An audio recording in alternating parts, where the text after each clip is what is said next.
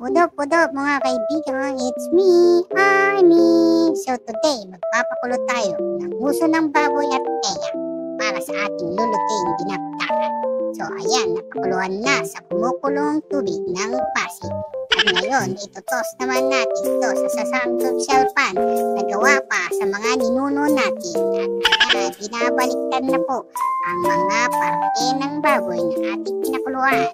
Sabay hiwa na maliliit at nang hindi malalaki kasi pangpulutan ang itsura. Lagay dito, lagay doon kung ano-anong ingredients yun.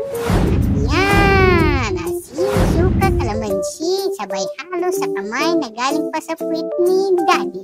Sabay tikim. The best!